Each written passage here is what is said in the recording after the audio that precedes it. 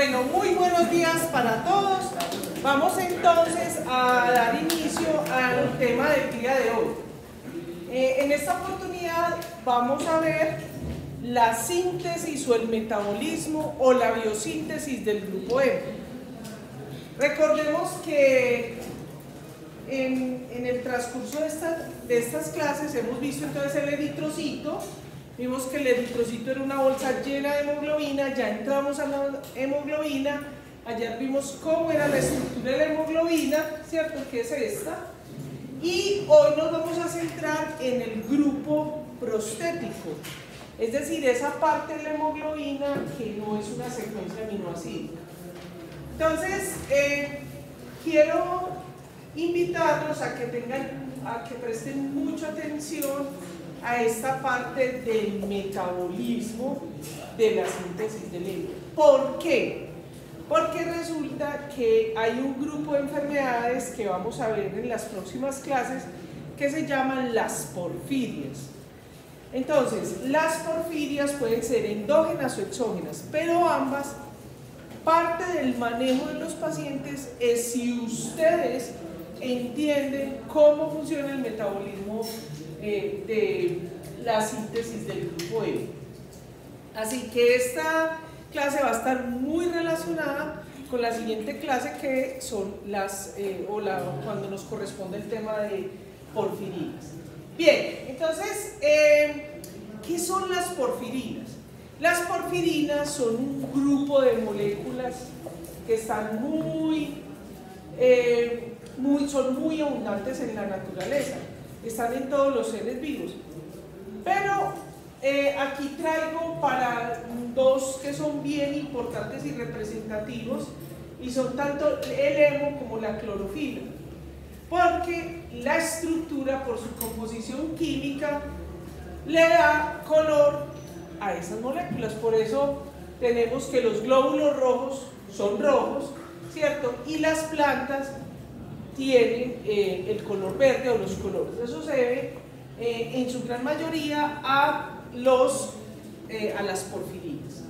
Entonces, las porfirinas realmente, pues, arrancamos como desde esa característica que le da color a la molécula, pero en realidad lo más importante de ese grupo hemo es que ellos van a tener en su centro, van a tener un grupo metálico. Esos grupos metálicos, ¿cierto?, son el hierro para el caso del grupo hemo, o tenemos algunas otras como el magnesio, el manganeso, el níquel, el cobalto. Por ejemplo, vamos a conocer la vitamina B12. La vitamina B12 tiene un anillo tetrapirrólico, pero allí va a estar unido, es un cobalto.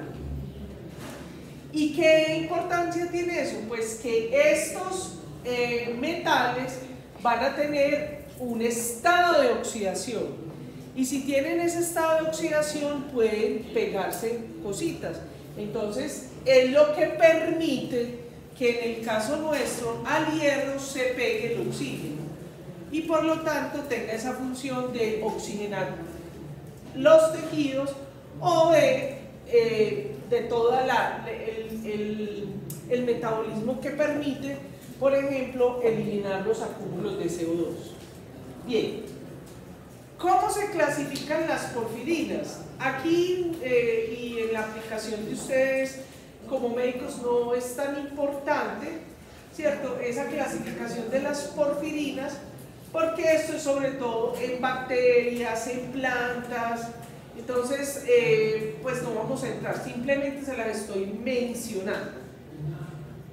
Entonces esas porfirinas, como vamos a ver en la siguiente, porque en la que nos vamos a concentrar es en la protoporfirina 9, que es a la que se le une el hierro. Nosotros en esta clase vamos a ver cómo se produce, cómo es la fábrica celular que permite hacer esa molécula. Resulta que ese anillo tetrapirrólico que se forma tiene unos radicales, y dependiendo los radicales que tenga va a ser el tipo de porfirina. Entonces tenemos la mesoporfirina, las uroporfirinas, las etioporfirinas, etc. Solo traigo algunos ejemplos, ¿cierto? Pero nosotros nos vamos a centrar en esta, que es la protoporfirina 9. Y esa protoporfirina 9 es muy importante, o hemo, porque vamos a ver que participa aquí, porque estamos en el eritrocito, porque estamos hablando de su función, pero participa en muchas reacciones. Bueno, señoras y señores, aquí les presento el grupo hemo. Esta es una figura de Leninger, es la que más les recomiendo para estudiar, para que ustedes lo puedan entender. Yo primero voy a hablarles esto que está en la presentación, se los voy a explicar y luego les digo qué les voy a preguntar en el examen, ¿vale? Entonces ese grupo hemo básicamente es principalmente, es decir, la mayor, está más abundante en la hemoglobina, es el grupo prostético de la hemoglobina, pero vamos a ver que también de muchas otras moléculas. Entonces básicamente esta porfirina que vemos acá, realmente su nombre químico es protoporfirina 9 más hierro. Ese es el hemo. Ojo, eso lo pregunto en el examen. ¿Qué es el hemo? Protoporfirina 9 más hierro. Y resulta que si nosotros analizamos esta molécula, la vamos a desarmar todo. Yo lo pongo el símil para que ustedes lo aprendan. Es como un conjunto residencial o una unidad, ¿cierto? Residencial, donde cada una de estas son una casita. Entonces, cada una de estas casitas le llamo un anillo monopirrólico. Ya lo vamos a ver más adelante. Un anillo monopirrólico, ¿cierto? Fíjense que cada una de estas casitas tiene aquí como un jardincito. Eso es químicamente, es como el radical. Entonces, en el caso de la protoporfirina 9, la secuencia química, eso lo tiene que saber usted, ¿cierto? Es metil, vinil, metil, vinil, metil, propionil, propionil, metil. Esa secuencia de los radicales de cada uno de los monopirroles es lo que le da el nombre a la porfirina. Pero además de eso, ellos tienen unas características químicas que son muy importantes. Para que existen varias formas de porfirinas, ¿cierto? Pero para que ellas sean funcionales biológicamente, tienen que tener una conformación conjugada. Eso en química significa que tenemos un enlace sencillo, doble, sencillo, doble, sencillo, doble, sencillo. Eso se llama una reacción conjugada. Ahora, ¿por qué es importante que usted como médico, todo eso de química, que a usted no le importa porque le interesa? Usted tiene que tener en la mente que muchas de las manifestaciones clínicas que tiene su paciente, como por ejemplo las manifestaciones cutáneas, se deben, ya vimos que da el color, porque estos dobles enlaces, ¿cierto? Cuando son excitados, ellos tienen la capacidad de absorber una longitud de onda y de emitir otra. ¿Qué pasa cuando hacemos así? El que quiera hacerlo, sobemos las manos. ¿Qué pasa cuando soba? ¿Qué siente usted? Que se calienta. Eso hacen los dobles enlaces en la molécula. Ellos empiezan a vibrar y al vibrar producen calor. Tanto calor que queman y por eso tienen las manifestaciones su paciente. Entonces, cuando usted ve a un paciente con porfiria mixta o porfiria cutánea y le da la ampolla, ahí nos va a acordar de mí, ¿cierto? Que eso pasó porque estuvo exposición, dependiendo de la porfiria, por ejemplo, de los rayos ultravioleta, y entonces se agitaron estos dobles enlaces y produjo el quemón. Ahora, ¿por qué en la piel? Porque esta molécula no es hidrosoluble, no es soluble en agua. Entonces tiene tendencia a acumularse en las partes donde hay lípidos, ¿cierto? Entonces está en la piel, ¿vale? Muy bien, eso es como para mezclarle un poquito de la parte química y de la aplicación. Entonces, fíjense que está doble sencillo, ¿cierto? Entonces se forman por eso se llama un anillo tetrapirrólico. Tetra es 4, pirrol, monopirrol es cada una de estas casitas. Toda esta nomenclatura que usted ve aquí, eso es químico, ¿cierto? Tenemos el anillo A, B, C y D, ¿correcto? Pero lo importante de aquí es que cuando él está en forma cíclica, tiene la posibilidad de unir un metal. En este caso es el hierro. ¿Listo? Muy bien. Vamos para la siguiente. Entonces, básicamente, nuestra porfirina, ese anillo tetrapirrólico, se llama así porque está compuesto, esto es una estructura química que ustedes deben haber visto en el cole, no sé si acá, eso se llama un pirrol o monopirrol, mono 1, pirrol es esta forma química, este es un compuesto orgánico. Ese monopirrol entonces se va a unir, ¿cierto? En nuestro organismo lo hacemos a través de reacciones enzimáticas, como vamos a ver seguidamente. Y entonces eso hace que el monopirrol se una a otros monopirroles y conforme lo que se llama un compuesto heterocíclico. ¿Y por qué heterocíclico? Porque cada una de estas casitas es diferente, acuérdense lo que les dije. Metil, vinil, metil, vinil, metil, propionil, propionil, metil, ¿cierto? Si yo digo eso, más hierro, ya sé que están hablando de una protoporfirina, no, es decir, de hierro. Bien. Pero vamos entonces ahora a entrar al mundo de la fábrica, la síntesis, el metabolismo del grupo hemo, cómo se sintetiza y cómo se produce. Esta gráfica, que es de este autor, de Quimier, todos los que estén interesados en los artículos que yo pongo ahí se los puedo mandar. Esto que ven aquí es muy importante y les va a servir mucho para estudiar, porque tienen que tener claro este concepto, que nosotros producimos a partir de dos compuestos que ustedes conocen, el succinilado. ¿Recuerdan ese compuesto? ¿En dónde lo vieron? En el ciclo de Krebs, ¿cierto? Y la glicina, un aminoácido. A partir de esos sustratos, ¿cierto?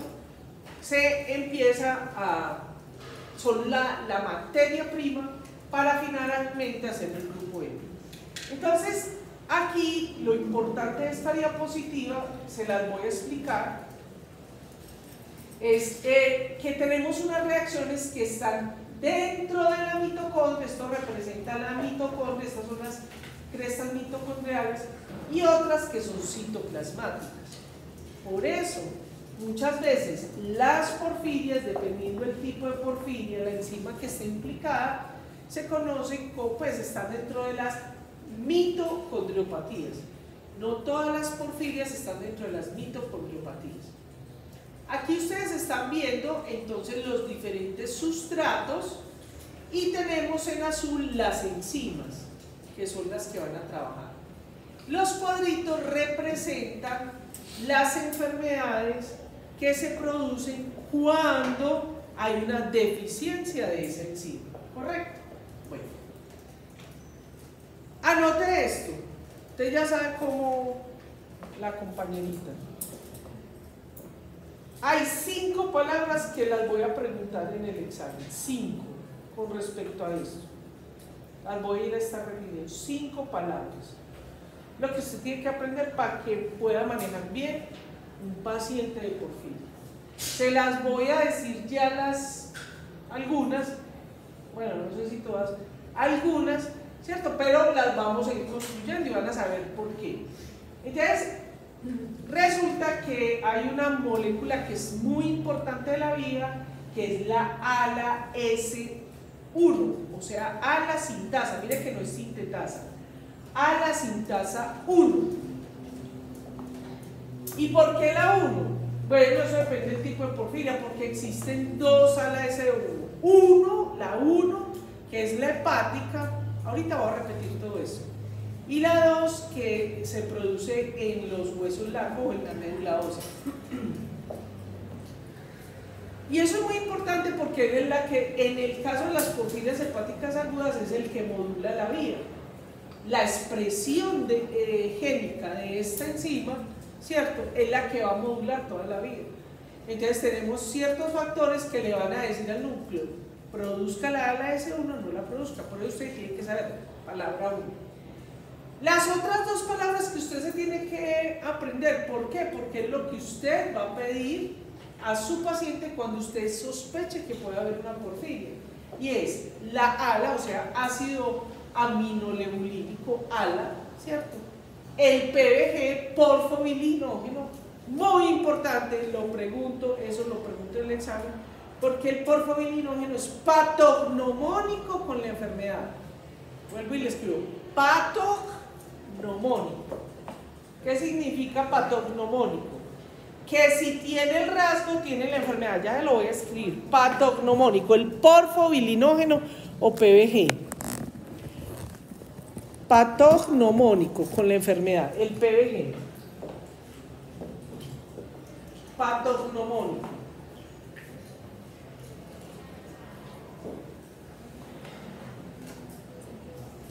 Es una palabra que ustedes van a ver mucho durante su carrera. ¿Qué significa un rasgo, una molécula, una manifestación patognomónica? Que si el paciente la tiene, tiene la enfermedad. O sea, que si un paciente tiene alta, pues alta no, más del rango normal de porfobilinógeno, tiene porfiria. Punto. Hasta que no se demuestre lo contrario. El PBG, ya van 3 palabras. Bueno. Entonces, cuando hay deficiencia de alguna de estas enzimas, que es lo que vamos a ir viendo y vamos a ver en la clase de porfirias, entonces se produce la enfermedad. Pero ¿qué pasa, por ejemplo, cuando una de estas enzimas está detenida? Como por ejemplo acá, en una de las porfirias agudas más frecuentes, porfirias hepáticas agudas, que la más frecuente de todas es la porfiria cutánea tarda, de todas las porfirias, pero de las hepáticas agudas, eso después vamos a entender por qué, cuál es la diferencia en esa clase. Entonces supongamos que esta enzima, un paciente con porfiria intermitente aguda, los que son seguidores en House presentan 3 de las porfirias, ¿cierto? Variegata, coproporfiria, para que lo vean. Si está detenida, si está disminuida esta enzima, imaginen que esto es una fábrica de arepas, ¿cierto? Y que cada una de estas reacciones es un departamento y entre ellos no tienen comunicación. ¿Qué pasa si aquí se detiene la vía? Pues digo la fábrica, ¿cierto? Pues que todo lo de atrás se acumula. Por eso si está disminuida esta enzima, se acumula el porfobilinógeno, se acumula el ALA, ¿cierto? Y como el hemo hace un feedback o una retroalimentación, si no se produce hemo, le dice a la célula, tengo muy poquito hemo, así que produzca ALA S1 a la lata porque tengo muy poquito hemo. Entonces como no hay hemo, se sigue sintetizando la ALA S1, ¿cierto? Entonces más ALA y más PBG va a haber. ¿Listo? Bueno, ahora sí, vamos a empezar con la... ¿qué? No, bien. Vamos a empezar con la reacción. Recuerde que yo le recomiendo a usted para estudiar, como yo no le pregunto las estructuras químicas, ¿cierto? Yo sé la sesión, pero lo que le recomiendo es que usted tenga la clavecita de sustratos, enzimas y cofactores, si es el caso, enzimas, coenzimas y cofactores y el producto. Como es una vía, los productos se convierten en sustratos. Vamos a empezar primero.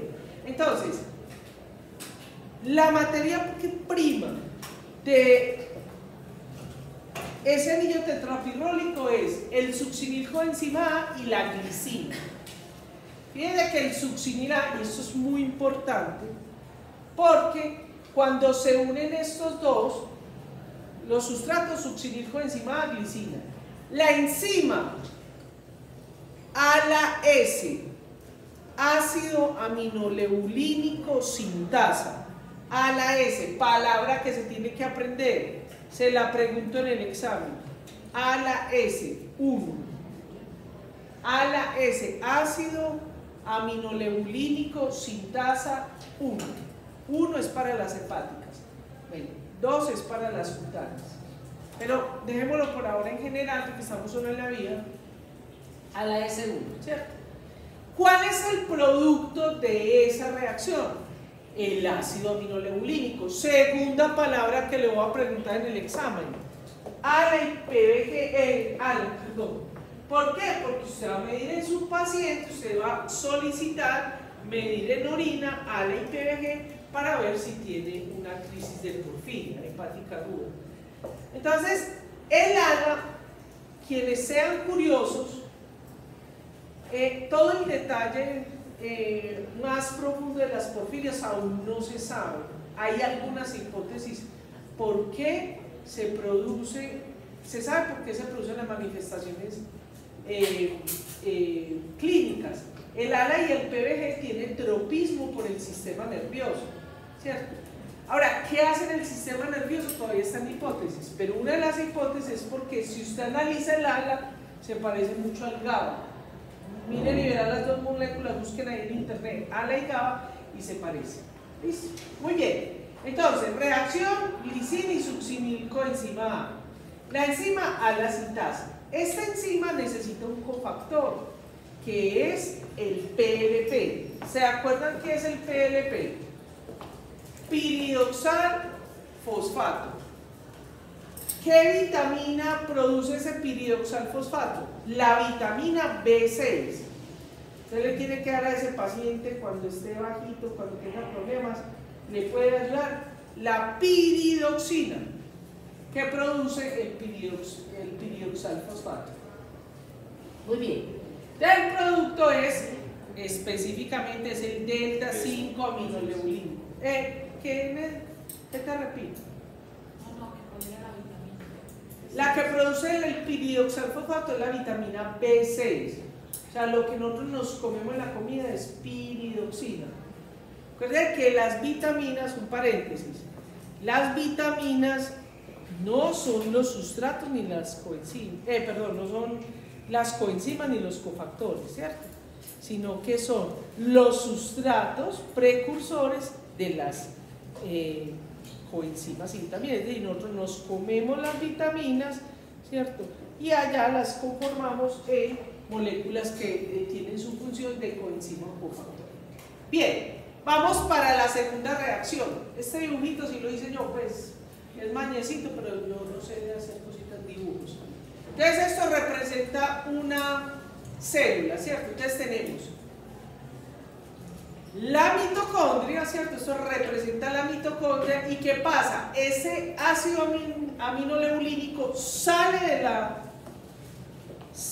la mitocondria y se encuentra en el citosol. Entonces, resulta que en presencia de del sustrato, dos alas, dos ácido aminoleucínico, la enzima es la ácido aminoleucínico deshidratasa, ala D. Muy importante esta enzima para los que van a estudiar toxicología, ¿cierto? Porque los metales pesados a veces inhiben algunas de estas enzimas, como en este caso. Bueno, entonces, y el producto de esta reacción va a ser el PBG, o sea, porfobilinógeno. Nota, yo no le voy a exigir que usted se aprenda todo esto, en el examen no. Yo le pongo ALA S, 1, 2, ALA y PBG. ¿Listo? Teóricamente usted debería saber, ¿cierto? PBG es porfobilinógeno, ALA es ácido aminoleucínico. Aquí vemos entonces la reacción, ¿cierto? Dos alas se unen a través de la ala deshidratasa, ¿cierto? Y nos producen el PBG. Esto que ustedes ven acá es el monopirrol de porfobilinógeno, ¿cierto? Monopirrol de porfobilinógeno, eso sería la descripción química del compuesto. Pero nosotros lo llamamos a seca PBG, lo llamamos PBG. Fíjense que el PBG, si ven que es como una casita, como una casita con su jardín. Lo que nosotros permanentemente vamos a hacer durante todo el metabolismo es ir adecuando ese jardín para armar nuestro conjunto residencial o unidad residencial que se llama ¿cómo? El M. Muy bien. Listo. Vamos para la tercera reacción, ¿cierto?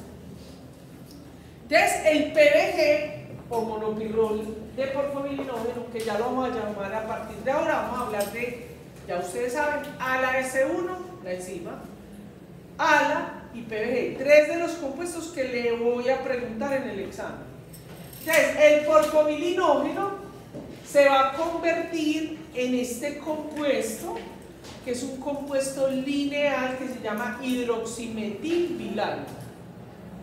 Es un compuesto de 4 monopirroles, pero de forma lineal. Ya le voy a mostrar una gráfica de Devlin que le va a ayudar mucho para que usted estudie, porque eso de memoria es muy complicado. Aquí les voy a hacer una aclaración. Resulta que el gen, cada una de estas enzimas tiene un gen. Eso lo vamos a ver en la clase de porfirias. Que sintetiza o produce esta enzima. El gen para esta enzima se llama HMBS, o sea, hidroximetilbilano sintasa. Esa es la que produce esa enzima. Resulta que antes, todavía hay algunos países, muy poquitos, que llaman que nombran esta enzima, la nombran como hidroximetilbilano sintasa, ¿cierto? Pero en la mayoría de partes del mundo ya la tenemos como porfobilinógeno de aminasa. Ojo con lo que le voy a decir, vuelvo y se lo digo en porfirio. Porfobilinógeno de aminasa. En nuestro sistema colombiano, cuando usted va a solicitar, si usted pone de aminasa no le aparece, que es un error, pero ahí eso está. En nuestro sistema colombiano aparece desaminasa, porfobilinógeno desaminasa. Es un error, pero así aparece. ¿Qué vamos a hacer? Pero en realidad ya se llama porfobilinógeno de aminasa. Cuarta palabra que usted se va a aprender, PBGD, o sea, igual que el PBG, pero le pone la D, porfobilinógeno de aminasa. ¿Por qué? Porque esta es la única enzima que en Colombia está disponible para medirla. Y en el mundo, pues, en la mayoría de países, la única que se puede medir es la porfobilinógeno desaminasa. Hay algunos países que hacen la oferta de medir las otras enzimas, ¿cierto? Pero, como por ejemplo en España, en Argentina, ¿cierto? En Alemania, en algunos lugares de los Estados Unidos, en algunos estados. Pero en general, la que está ofertada en todos los países es la porfobilinógeno de aminasa. ¿Y por qué ocurre eso? Porque la porfiria hepática aguda más frecuente es el PIA, o sea, porfiria intermitente aguda, ¿cierto? Pero, entonces, esta enzima, el PBGD, la porfobilinógeno, que la voy a llamar de ahora en adelante, como le dicen en Colombia, desaminasa, va a producir entonces el hidroximetilbilano. Vamos a ver qué sucede.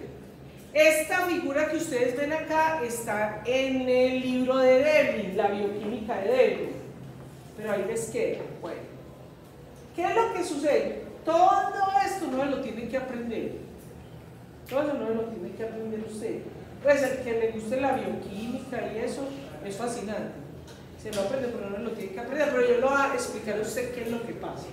Miren que aquí tenemos la enzima. Bueno, lo primero que tiene que pasar en la enzima es como un cebador, como un primer, para poder hacer el hidroximetilbilano. ¿Qué significa eso? Que a la enzima primero se le unen 2 monopirroles, ¿cierto? Y ahí entonces puede trabajar ya luego la enzima colocándole los otros, de hidroximetilbilano sintasa, le coloca los otros, hasta que forma, mire que la enzima con 6 monopirroles. Miren que aquí todos están AP, ¿cierto? Acetilpropionil, acetilpropionil, acetilpropionil. Miren todo lo que nos falta cambiar. Porque como es la secuencia a la que tenemos que llegar, metilvinil, metilvinil, metilpropionil, propionil, metil. ¿Ya? Muy bien. Entonces, ¿qué sucede? Ya cuando están los 6, ¿cierto? Se hace un corte, queda el primer, ¿cierto? O el cebador, el que va a anclar, y queda este compuesto lineal, lo suelta, que se llama hidroximetilbilano. Yo no lo voy a preguntar en el examen. No. ¿Qué sucede? Pues que esto, incluso gente muy supuestamente experta acá en porfiria y muchos clínicos de eso, y en algunos libros de bioquímica está el error. Con el hidroximetilbilano ocurren dos posibilidades. Y eso, ahí donde nosotros estamos, está pasando eso. Hay dos vías que puede tomar el hidroximetilbilano. Una, voy a hablar de la primera. No la voy a preguntar en el examen, ¿cierto? Y nos vamos a olvidar de ella, ¿cierto? De la primera. Y nosotros vamos a seguir con la segunda vía. La primera, de la que voy a hablar, es en la que el hidroximetilbilano, ¿verdad? Para que lo aprenda ahí en el video, se cicla solito. No necesita actividad enzimática. Solito se cierra. ¿Y qué isómeros de porfirinas produce? Tipo 1. ¿Y qué habíamos dicho en la primera diapositiva? Que para que las porfirinas sean biológicamente activas, tiene que estar en 3, o sea, conjugada, ¿cierto? Doble sencillo, ¿cierto? Entonces, aquí están tipo 1, ¿cierto? ¿Y por qué es 1, 2, 3 y 9 y todo eso? Porque en la naturaleza se producen tantas isoformas de acuerdo al radical que tengan, ¿cierto? Nosotros tenemos entonces las tipo 1 que no son biológicamente activas. Entonces estas se van a materia fecal y adivinen quién sí tiene la batería para usarlas. Las bacterias, la microbiota. Entonces, ellas conforman el uroporfirinógeno 1 y el coproporfirinógeno 1. ¿Ah? Por eso es copro. Sí, uno porque le encontraron en orina y copro porque le encontraron en el popó, en las heces, en la materia fecal, entre otras que el color del popó lo dan las coproporfirinas, ¿cierto? Pues, vuelvo y repito, esta vía, el hidroximetilbilano, se cicla solo, espontáneo, sin enzimas, y ya sigue aquí la vía. Ahorita le muestro otra diapositiva de Devlin que le ayuda a eso, ¿cierto?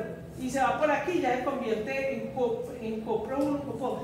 Ay, yo como médico tengo que saber eso. Sí lo tienes que saber, querido médico. ¿Sabes por qué? Porque si tú vas a ser un buen clínico, si usted va a ser un buen clínico, usted va a mandar a medir en sus pacientes los isómeros de porfirinas. Y dependiendo los que aparezcan, porque usted va a encontrar los 1, copro 1, uro 1, uro 3, copro 3, ¿cierto? Y otros isómeros, le está diciendo qué tipo de porfiria tiene. ¿Listo? La segunda vía, la segunda vía. Ya esta la voy a olvidar. Ahorita le muestro otra fotico, otra gráfica de Devlin, pero ya esa no vamos a seguir, ¿cierto? Son las bacterias las que hacen las modificaciones químicas. Aquí sí seguimos en nuestra fábrica, la segunda vía, ¿cierto? Entonces, aquí sí viene una enzima que es la que va a cerrar el anillo, lo va a convertir, este compuesto hidroximetilbilano, que es lineal, lo va a convertir en, aquí sería homocíclico, ¿sí o no? Porque vea que todos son iguales, ¿sí o no? Pero va a convertir en un anillo cíclico, ¿cierto? Cuando esta enzima de acá, que es la porfobilinógeno desaminasa, está disminuida, nos va a producir la porfiria intermitente aguda. Esta es la que les quería decir, ¿cierto? Esta es de débil. Entonces, aquí está la que espontáneamente, ¿cierto? Y va a producir el uroporfirinógeno 1 y el coproporfirinógeno 1, ¿cierto? Pero nosotros ya no vamos a hablar más de esto. Nosotros vamos a seguir esta vía. Esta vía donde van a haber reacciones. Y fíjense qué tan bonita una enzima de la naturaleza, la evolución. Lo mejor laboratorio del mundo. ¿Cierto? Miren lo que hizo. Miren que en el uroporfirin. Bueno. Entonces aquí son tipo 3. ¿Cierto?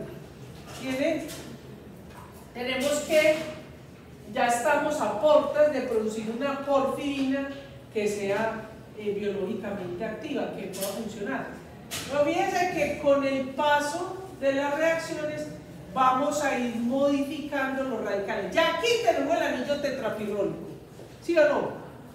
La unidad residencial ya está lista. Ahora, ¿qué vamos a empezar a hacer con las reacciones? Vamos a empezar a darle toda la conformación al jardín, a los radicales o residuos, ponerlos y que esto aquí tenga su posición lista para que se le une el anillo metálico. ¿Listo? Entonces vamos a seguir con, vamos para cuál número, es como la cuarta reacción, o ya la quinta, cuarta, ¿cierto? Bueno, entonces usted aquí va a tener, ¿cierto? Vamos acá. Entonces usted va a tener el uroporfirinógeno 1, ¿cierto? Cuando se cerró, ese fue el producto de la hidroximetilvilano sintasa, ¿cierto? Perdón. Sí. Entonces, ¿qué pasa? El uroporfirinógeno 1, que es de cierre espontáneo, no tiene enzima, vean, es espontáneo, ya no nos importa. Nos vamos a centrar en esta acá, ¿cierto? Que es la parte enzimática, y esa se llama uroporfirinógeno cosintasa. Cosintasa, muy importante, esa es la que produce la porfiria de Drácula o la de Gunther.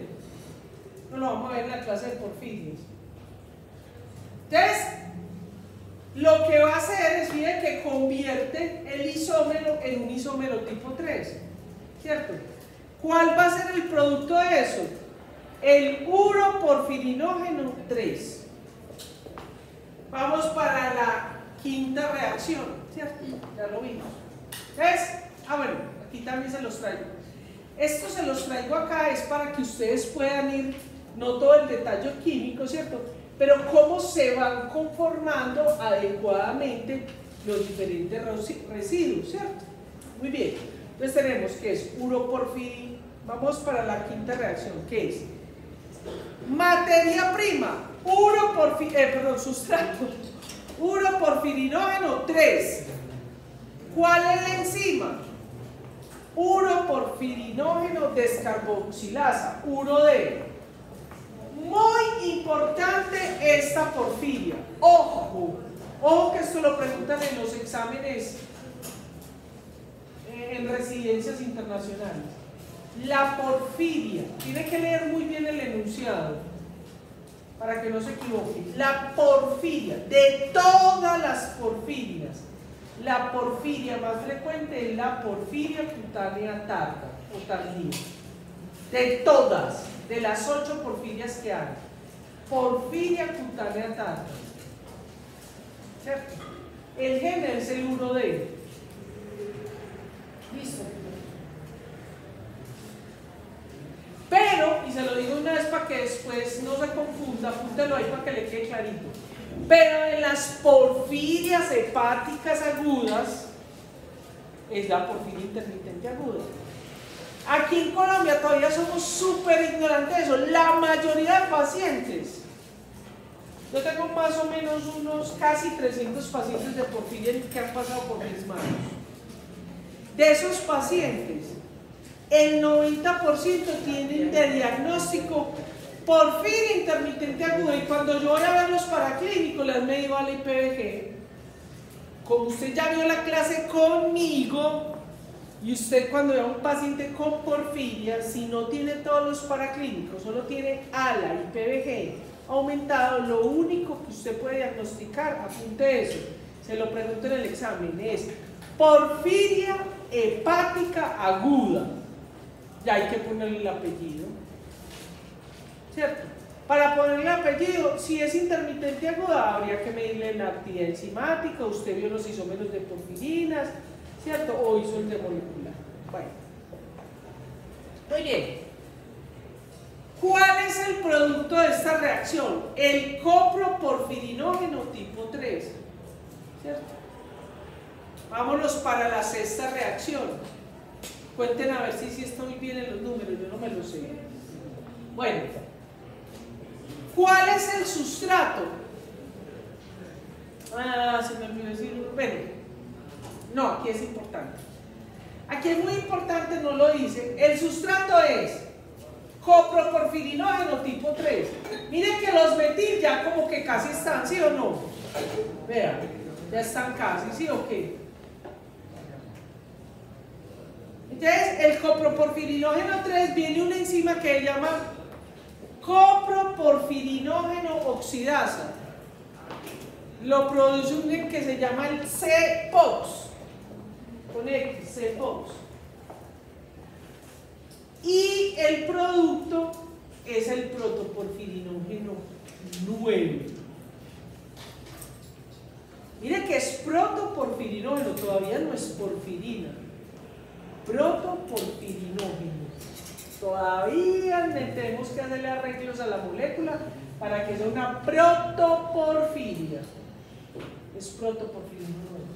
Aquí apunten esto, queridos estudiantes. No lo había preguntado antes, pero este semestre lo voy a preguntar. Pregunta nueva. Bueno, pues, estos pacientes, como ustedes saben que en las enfermedades, en los errores innatos del metabolismo, ¿cierto? Una de las estrategias que hacemos es darle una megadosis de la vitamina, de la coenzima o cofactor que esté implicada. Porque como en los errores innatos del metabolismo, en los problemas enzimáticos, ¿cierto? No están funcionando bien la enzima, entonces uno le da mucho sustrato para que funcione como un poquito mejor o tenga a disposición mucho el cofactor. En este caso, el cofactor es el PLP, piridoxal fosfato, PLP, piridoxal fosfato. Entonces, cuando sus pacientes que tienen una coproporfiria hereditaria, porque está deficiente la coproporfirina oxidasa, coproporfirinógeno oxidasa, entonces usted le ayuda a su paciente dándole ¿qué? Piridoxina, o sea, vitamina B6, y es baratísimo. Vení, busca ahí en internet los que son super pilos. ¿Cuánto está valiendo un frasquito de piridoxina? No vale más de 10.000 pesos. Qué impresión. Ah, ¿cuánto? Bueno, cuando termine la clase, si me queda tiempo, les digo una clavecita muy importante. ¿Listo? 42.000. ¿42.000 en dónde? Santo. Yo me quedé como en hace 20 años que no. Ahí la genérica no vale nada. Si la tiamina, que es la vitamina B1, el sobre, vale 1.000 pesos. Hay un frasco genérico que no vale nada. Bueno, esas deben ser de marca. Pero necesita también poner el complejo B. Pues, Sí, pero pues para hacer como más una megadosis de vitamina B6 es lo que yo recomiendo y nos ha funcionado muy bien en los pacientes. Qué pesar, se acaba de jubilar mi amigo, hermano y colega, el profesor Javier Gómez, me dedico a esta clase, que trabajamos tantos años en las porfirias y que nos trajo todos los problemas que hemos tenido. Bien, vamos para qué número de reacción. Bueno, aquí hay una cosita importante. Entonces ese coproporfirinógeno 3, ¿cierto? Ya se dirige, el protoporfirinógeno 9 a las reacciones nuevamente mitocondriales. Continuamos. ¿Cuáles vamos? Vamos para la 8. la 7. Bien. Entonces, ¿qué nos produjo la última reacción? Protoporfirinógeno 9. ¿Cierto? Ya todo lo que nos falta, nos falta volverlo. Porfirina y ponerle hierro. ¿Sí o no? Entonces viene la enzima que se llama protoporfirinógeno oxidasa. El gen es el POPOX, PPOX, POPOX. El gen es el POPOX. Yo no le voy a preguntar nada de genes en el examen, pero se los digo, ¿cierto? Entonces, ¿cuál es el producto? Mira qué tan lindo. ¿Sí ven? Protoporfirina 9, ya está casi listo. ¿Qué le falta para hacer hemo? El hierro. Pero miren que todos los residuos ya está listo. Metilvinil, metilvinil, metilpropionil, propionil, metil, ya está listo. Miren, pero me gusta este dibujito, que no es tan así químico, pero le da una idea, ¿cierto? Ustedes que le tienen como fobia a esto tan bonito. Cuando hay deficiencia de la protoporfirinógeno oxidasa, se produce la porfirina variegata. Tengo 2 pacientes. 2. Con una de ellas estoy peleada, hombre. Voy a tener que llamarle a ver si les puedo entrar las fotos. Yo me peleo con los pacientes. Todo uno cuando está en este lado se pelea a veces con los pacientes. No me entiendo, yo no me he peleado, sino que a veces no les gustan las cositas que uno hace o les dice, ¿cierto? Bueno, muy bien. Vamos para la siguiente reacción y es la última. La número 8, ¿cierto? Es la última reacción. Ya está el anillo tetrapirrólico, está listo. Tiene todo. Tiene la secuencia de residuos, metilvinina, metilvinil, metilpropionil, propionil, metil. Ya está listo. Tiene su secuencia, su conformación conjugada así. Doble sencillo, doble sencillo, doble. Listo. ¿Sí o no? ¿Qué le falta para que haga su función? El anillo metálico. Entonces viene una enzima que se llama la ferroquelatasa. La ferroquelatasa, y necesita hierro, obviamente, le pone el hierro a esa protoporfirina 9, igual a, tenemos como producto el grupo hemo. Le pregunto esto en el examen. El grupo hemo es protoporfirina 9 más hierro. Eso, protoporfirina 9 más hierro. Ese es el grupo hemo, ¿cierto? Cuando hay déficit de esta enzima se produce la protoporfiria eritropoyética, pertenece a las cutáneas. Muy bien, punto y aparte. Hemos terminado la síntesis del grupo hemo. Vamos a repasar las palabras que yo le voy a preguntar de ese metabolismo, que son la ala S1 o la ala S, ácido aminolebulínico sintasa, el ácido aminolebulínico, el ala, el porfobilinógeno, PBG, el porfobilinógeno de aminasa, PBGD, y de quinto, el hemo. ¿Por qué? Porque el hemo hace una retroalimentación, es decir, es el que le indica a la fábrica si para, si se enlentece o si se activa. Cuando hay baja concentración de hemo, le dice a todo el mecanismo de la célula que produzca hemo. ¿Y quién es el sensor de eso? La ala S1. ¿Listo? Muy bien. Punto y aparte. Voy a tomar un poquito de agua.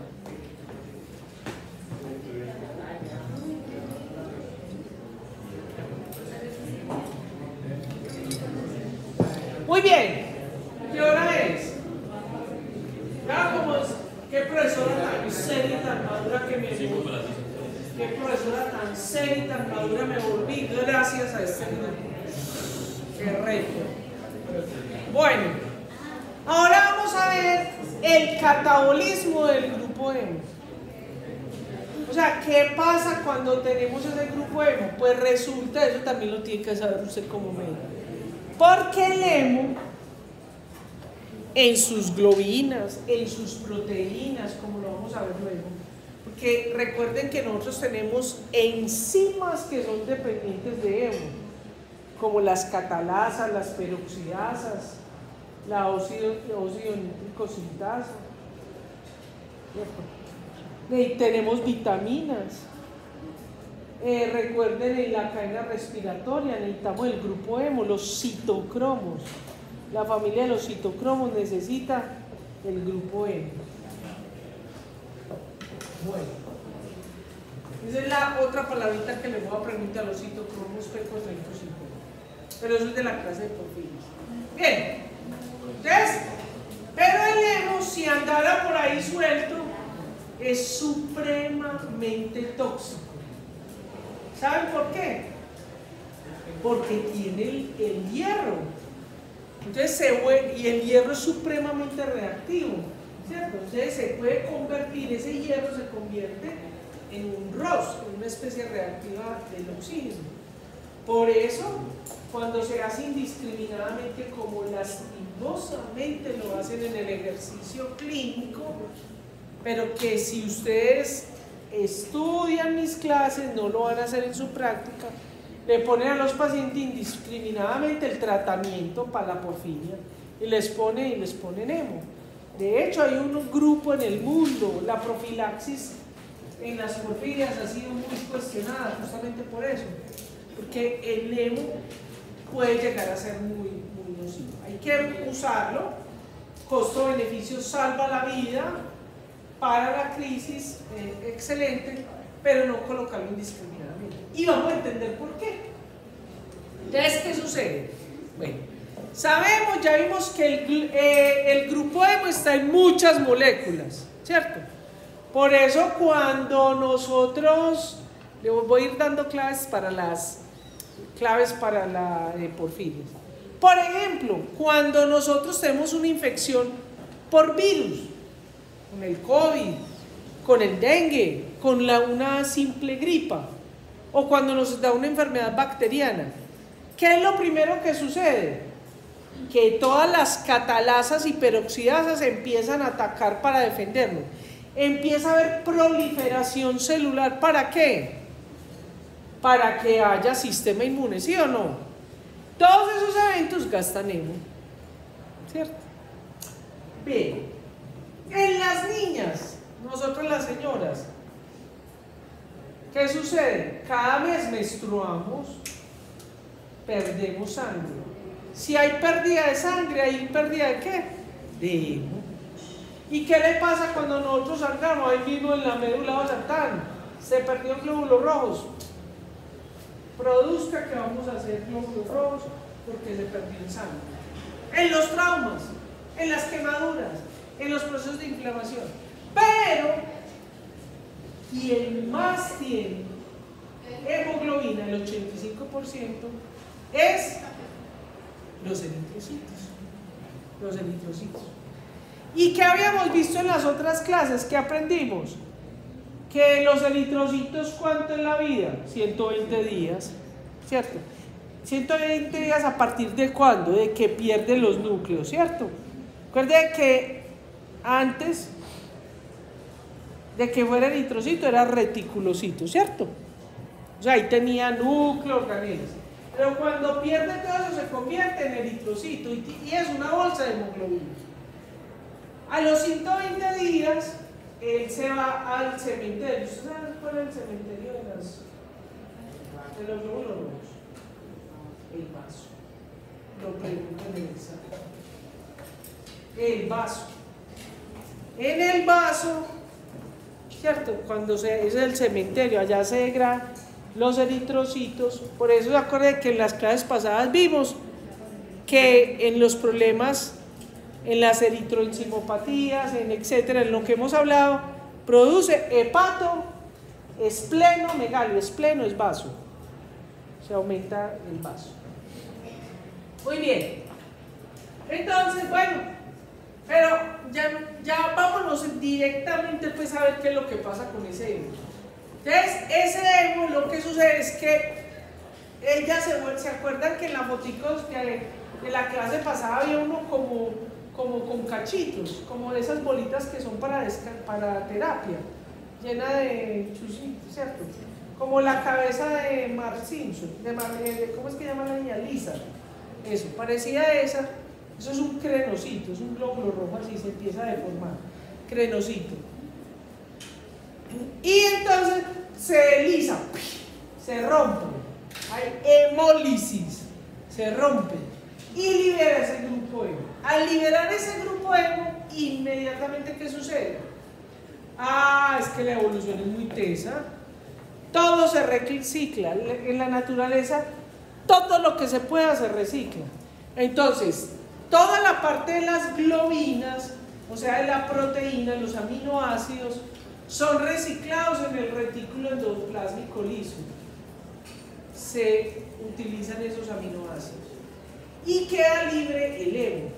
Pero ya vimos que ese hemo, que no solamente viene de la hemoglobina, sino de muchas otras moléculas, es supremamente tóxico.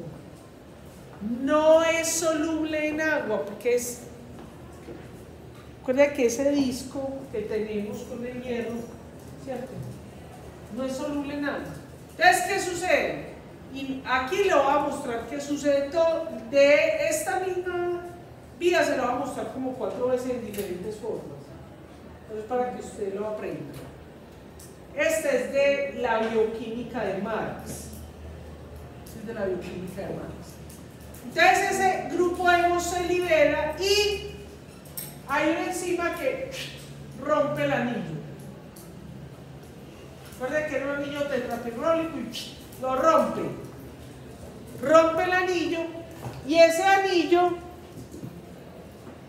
cuando se rompe ese anillo, producimos la biliverdina y la bilirrubina. Ya lo vamos a ver en detalle.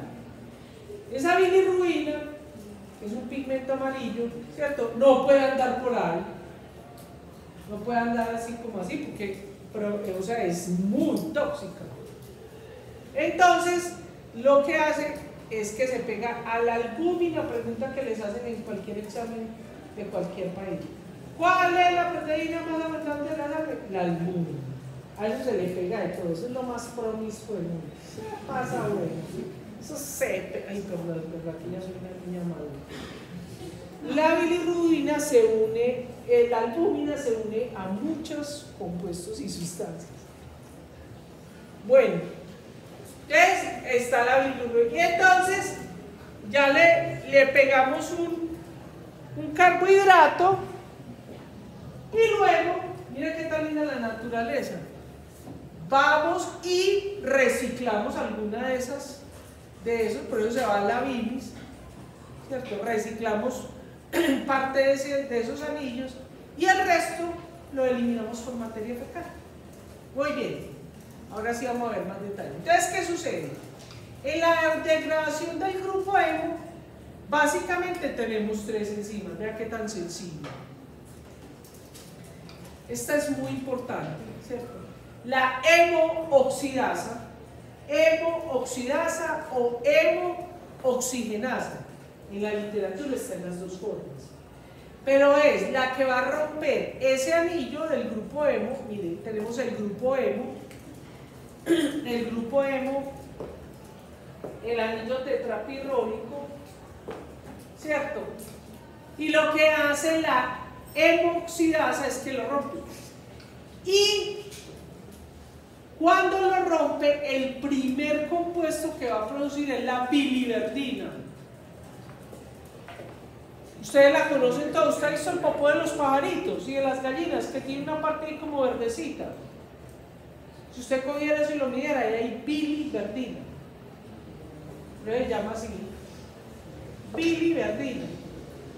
Ya lo vamos a ver en más detalles, hay más diapositivas con eso. Lo que pasa es que de aquí, de esta la única que le vamos a prestar atención porque tenemos mucha enfermedad, sobre todo en la costa de esto, que da hiperbilirrubinemia, es una deficiencia de biliverdina reductasa. Bueno, sigamos adelante. Entonces se produce la bilirrubina. ¿Qué es lo que hace? Rompe el anillo. ¿Sí?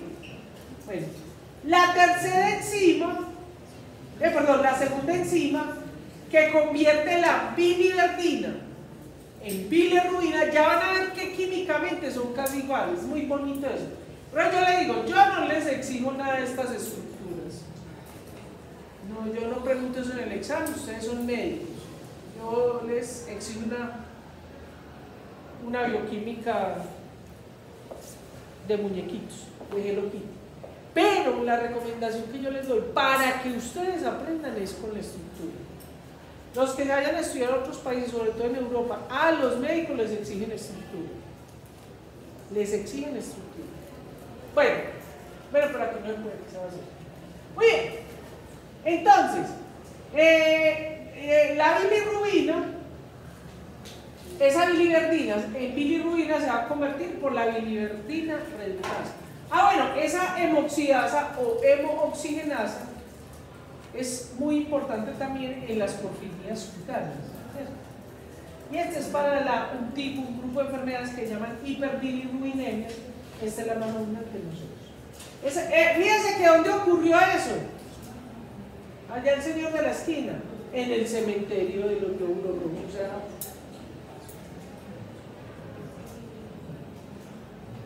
la verdad que soy novio. El joven de la esquina en el vaso. En el vaso. Ya esto sale a sangre. En la sangre se tiene que unir a la albúmina para poder andar por el torrente sanguíneo, ¿cierto? Y se va al hígado. En el hígado ya entonces por esta enzima que se llama glucuroniltransferasa, ay, me da mucha dificultad pronunciar eso.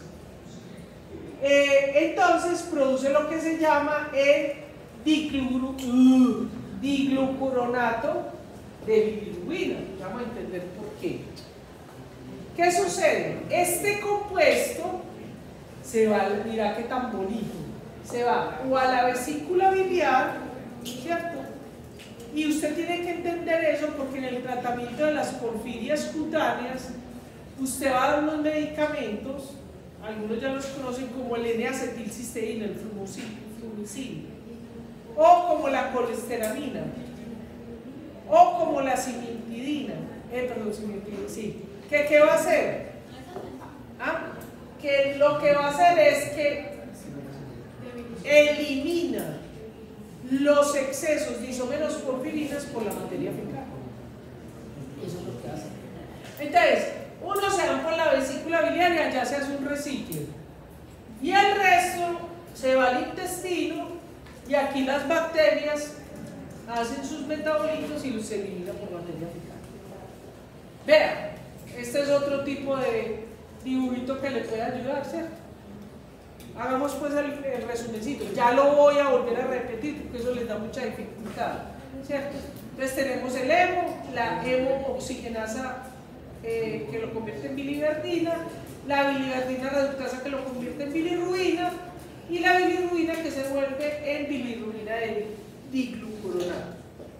Bien, vamos acá. Entonces aquí tenemos los eritrocitos. Esto es para yo mostrarles a ustedes la estructura, pero no se la tienen que aprender. No, usted lo que tiene que aprender es lo que le voy a mostrar ya seguidamente, que es la aplicación clínica, pero usted tiene que saber de dónde viene. Entonces, cuando se rompe el anillo del grupo hemo, el primer compuesto que tenemos es la biliverdina. Miren que cuando se rompió la biliverdina, ahí están los isómeros, metil, vinil, metil, propionil, propionil, metil, metil, vinil, ¿cierto? Miren aquí la molécula, las casitas, o sea, los anillos, los monopirroles, ¿Y cuál es la diferencia con este? Es exactamente igual, excepto por este de acá. Este de aquí tiene un cambio en el doble enlace y se le pone un hidrógeno, ¿cierto? Cuando sale el hemo, sale como biliverdina. Pero para convertirlo en bilirrubina, por la biliverdina reductasa, se le pone un hidrógeno acá y nos cambia esta configuración, ¿cierto? Y tenemos aquí la bilirrubina. Esta bilirrubina es un pigmento amarillo que tiene tropismo por la grasa. Por eso tiene tropismo por el sistema nervioso y por el cerebro. Ahí les voy dando datos. Bueno, pero para ir a la sangre necesita unirse a la albúmina. Necesita unirse a la albúmina. Aquí está conjugada la albúmina. Porque ahorita vamos a ver lo que es bilirrubina directa, indirecta, y este conjugado acá les crea un ruidito, una confusión. Ya pues eso tan bonito acá. Llega al hígado. En el hígado hay un compuesto que viene de otras vías que ustedes ya deben haber visto en endocrinología y metabolismo, que es el 2-UDP ácido glucurónico o 2-UDP glucuronato. ¿Qué significa eso? Uridil difosfato glucuronato, pero dejémoslo UDP. Entonces, lo que hace la enzima es que coloca todo este compuesto, que este es un carbohidrato, ¿cierto? Lo coloca a la bilirrubina, le coloca 2, y él solo le coloca el carbohidrato, véalo acá, el ácido glucurónico o glucuronato, el ácido glucurónico, este es el ácido glucurónico, el glucuronato, y libera los 2-UDP, uridil difosfato, los libera. Entonces, aquí queda la bilirrubina que ya venía, ya la acá, y se le pegan los 2-1-2, bi o di glucuronato. Esta figura y la anterior es de Devlin, el libro de Devlin. Muy bien. Y ya esta es la que reciclamos, ¿cierto? Para eliminarlo por materia fecal. Pero ¿qué importancia clínica tiene eso? Pues mucha. Porque esto ¿dónde ocurrió? En el hígado. Entonces eso hace que la bilirrubina se convierta en un biomarcador y hace parte del perfil hepático. ¿Ustedes saben qué tiene un perfil hepático? Si no lo saben, hoy lo van a aprender. El perfil hepático son todas esas pruebas que nos están hablando de la función hepática, ¿cierto? Entonces son las transaminasas, ahorita vuelvo y lo repito, las transaminasas GOT, GPT y GGT, la fosfatasa alcalina, la bilirrubina, bilirrubina total, directa e indirecta, ahorita vamos a ver eso, el ácido úrico y la albúmina, ¿cierto? Pero ahorita hablamos un poquito de eso. Entonces, esta es la bilirrubina, ¿cierto? Pero esta bilirrubina, que es la real, pues, ¿cierto? Está no conjugada, pero que acabamos de decir, no puede estar por ahí libre. ¿Por qué? Porque es supremamente tóxica, dañina. Entonces, para ella andar en la sangre, esta es conjugada, ¿cierto? Muy bien. Entonces, en el laboratorio se hacen unas reacciones, ¿cierto? Por eso se llama el nombre de directa e indirecta, es por una reacción que se hace del laboratorio. Hoy en día pues ya vienen tanto el resultado directo e indirecto en los de tercer y cuarto nivel, pero los que vayan a trabajar todavía en los municipios o en lugares donde solo hay el primer nivel, todavía los colocan como bilirrubina total y le ponen una de las dos, la directa o indirecta, y usted tiene que hacer el cálculo. Muy bien. Entonces, pues que aquí es donde viene la confusión. Vean, usted simplemente con pasar a hacer una ronda a su paciente y ver si tiene una bolsa y ve una orina así, como color terracota, ¿cierto? Y además de eso, esto ya lo hicieron en el laboratorio, ¿cierto? Midieron la tirilla y esa tirilla le da bilirrubina aumentada, ¿cierto? Ya usted tiene que tener en cuenta que ese individuo está eliminando bilirrubina en sangre, en orina. Pero recuerde que además de eso usted va a ver las manos, las mucosas, es decir, hay una ictericia, porque tiene tropismo por los compuestos grasosos. Entonces, cuando hablamos de bilirrubina no conjugada, o sea, la que no está pegada a la albúmina, ¿cierto? Que es como sale cuando se conviene de biliverdina, ¿cierto?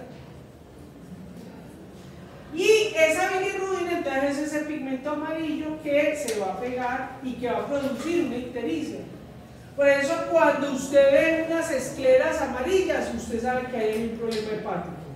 Usted mismo se va, o sea, usted mide un perfil hepático y ya mide, y dependiendo de lo que esté empieza a buscar, ¿cierto? Bueno. Entonces, normalmente, y míralo acá, aquí le traigo la fotico de la vida real, ¿cierto? Cuando hay bilirrubina. Entonces, cuando usted mide la bilirrubina, ¿cierto? Entonces, a usted le dan el dato de bilirrubina total. Ojo, no tiene que aprender ese, yo no le pregunto ese rango. ¿Por qué? Porque el rango, los resultados, hoy en día depende del laboratorio que lo haga. Usted tiene que mirar. Uno, la clínica de su paciente. Y dos, ¿cierto? El rango que le da el laboratorio. Pero más o menos es así, ¿cierto? De 0.3 a 1 miligramos por cada 100 mililitros, ¿cierto? Muy bien. Entonces, vámonos entonces a la reacción que hace el laboratorio, que es lo que se llama la bilirrubina conjugada o directa. Ojo pues que aquí es donde viene la confusión, muchachos, porque hemos trabajado el término conjugado, de conjugada a la albúmina, o sea, pegada a la albúmina, ¿cierto? Pero aquí estamos hablando de la reacción de laboratorio para dar el valor de la bilirrubina directa o conjugada. En el mundo están las dos, bueno, ya hoy en día casi no se utiliza que le dan ustedes los exámenes de laboratorio, bilirrubina conjugada, tanto, no. Ya siempre te ponen total, directo, indirecto. Pero pertenece a la directa, ¿cierto? O pues, que cuando estamos hablando de esto, estamos hablando de la que está conjugada, o sea, con el ácido glucurónico. No es con la albúmina, es la que viene esta, miren. Esta directa, la reacción directa del laboratorio está determinando es esta, no la conjugada de la albúmina. Ojo pues que eso los confunde. Es la conjugada del ácido glucurónico, por eso los pongo aquí en rojito para que no les sea bilirrubina conjugada o directa, ¿cierto? Muy bien. Esa bilirrubina conjugada, entonces, o sea, ya vimos que esa se va donde hacia materia fecal y a bilis, ¿cierto? Por eso es tan importante medirla, porque eso nos está hablando de que puede ser que nuestra enfermedad, nuestras manifestaciones clínicas, ¿cierto? Y nuestra patología esté relacionada con los conductos biliares o con la bilis, ¿cierto? Con los cálculos biliares. Bien. Vámonos entonces, ahora, cuando tenemos bilirrubina conjugada o bilirrubina directa, Ojo, que eso les causa dificultad. Usted tiene que sospechar, puede sospechar en cualquiera de estas enfermedades. Puede ser una cirrosis, puede ser una hepatitis, que la hepatitis puede ser viral, puede ser incluso alcohólica, pues, o terminal. En su gran mayoría hay obstrucción de vías biliares, que puede ser por muchas razones, por cálculos, ¿cierto?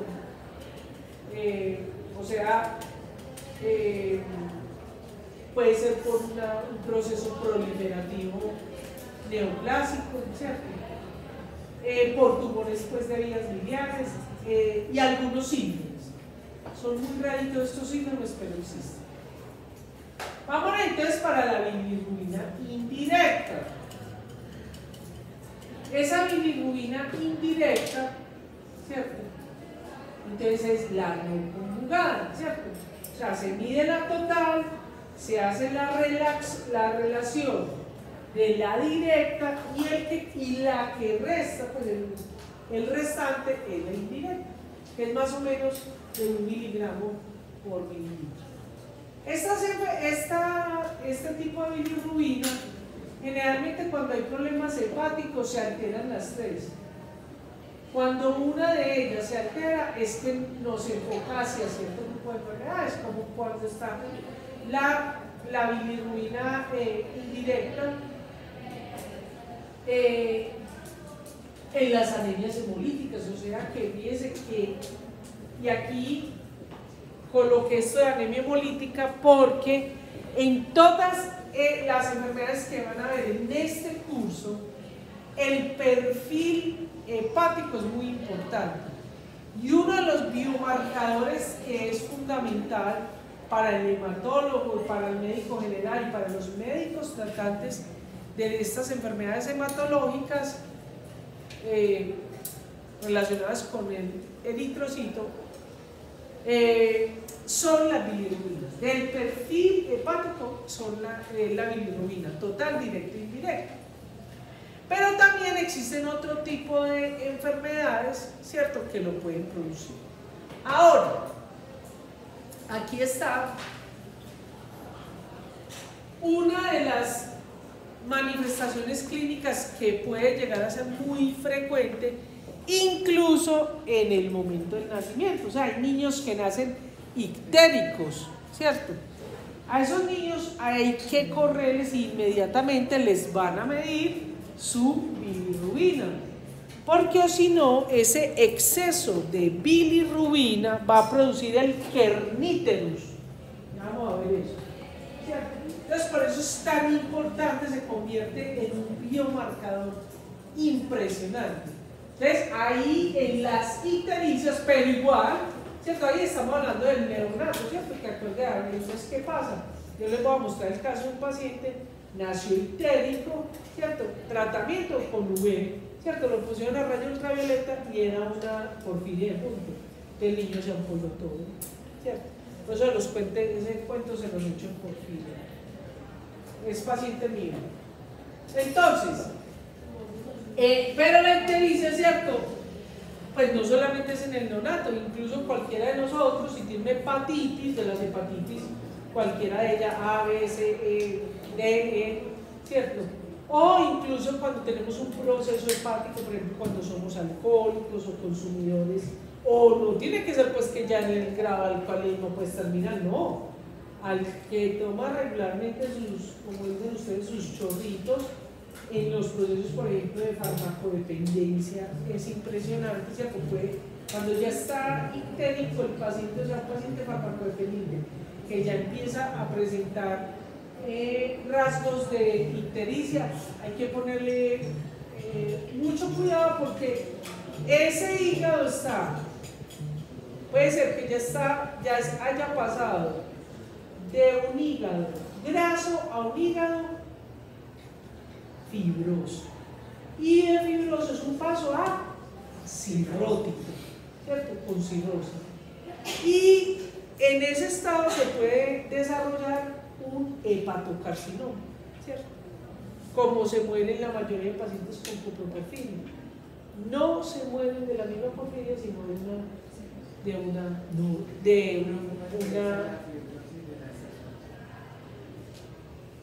nosotros lo podemos hacer por laboratorios clínicos, pero generalmente, pues, o sea, es como lo hacemos nosotros normalmente, pero hay que hacerlo por biopsia, ¿verdad? Por biopsia para determinar. Ahora, hoy en día tenemos afortunadamente acceso a toda la parte de imagenología. Lo que pasa es que por ejemplo, con una ecografía, con un TAC, una resonancia magnética nuclear. Exacto. Pero sabemos que eso no es frecuente. Entonces, los clínicos, los hospitales y eso generalmente lo manejan es a nivel de lo del laboratorio, ¿cierto? Pero lo gold estándar y que se hace en otros países es biopsia, ¿cierto?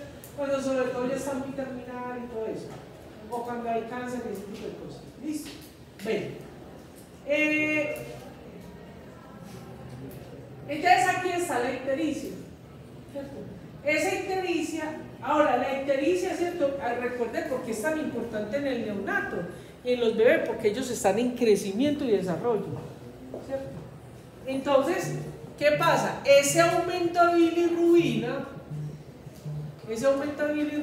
se pega al cerebro, pues a todos los tejidos, pero sobre todo va a afectar el cerebro y entonces produce lo que se llama el kerníteros y eso produce un daño cerebral irreversible y así tenemos niños en la costa de Ibera y ya tienen como 30 años, están ahí, así, literalmente así, con la boca acá, la lengua para allá, va bien, se vuelven como una matica. Usted quiere a esos padres como quieren esos niños, ¿cierto? Ahora, esto es lo que pasa pues cuando tenemos problemas, ¿cierto? De ictericia neonatal, se expone a la fototerapia, ¿cierto? Y entonces esa bilirrubina, ¿cierto? Se deforma y se excreta por orina. Pero la ictericia crónica, como pasa por ejemplo en los pacientes que vemos que tienen anemia hemolítica crónica, ¿cierto? Esos pacientes aquí en Colombia no lo hacen, pero afuera les hacen plasmaféresis o les hacen incluso diálisis.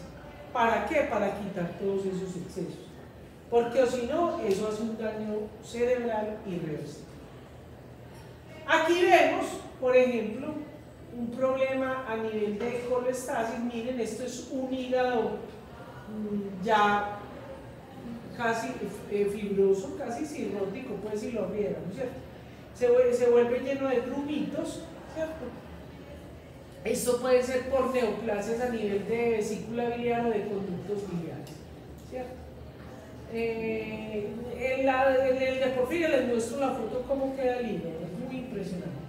Y este es el perfil hepático.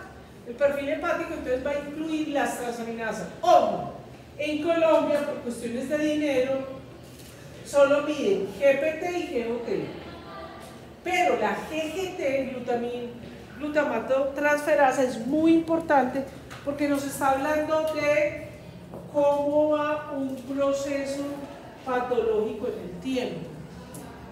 ¿Listo? Entonces, ¿qué incluye ese perfil hepático? Transaminasas, GGT, GOT y GPT, bilirrubinas, total, directa, indirecta, fosfatasa alcalina, ácido úrico. Lo que pasa es que el ácido úrico, si lo has medido por otras razones, no lo incluyes, y la albúmina. Generalmente entonces tenemos procesos con lo renal, pero si no están midiendo eso, le incluyes la albúmina. Hemos terminado, muchas gracias. Pregunta: les envié al correo electrónico en la universidad el link y el PPT, ¿lo recibieron? Perfecto, chao, muchas gracias.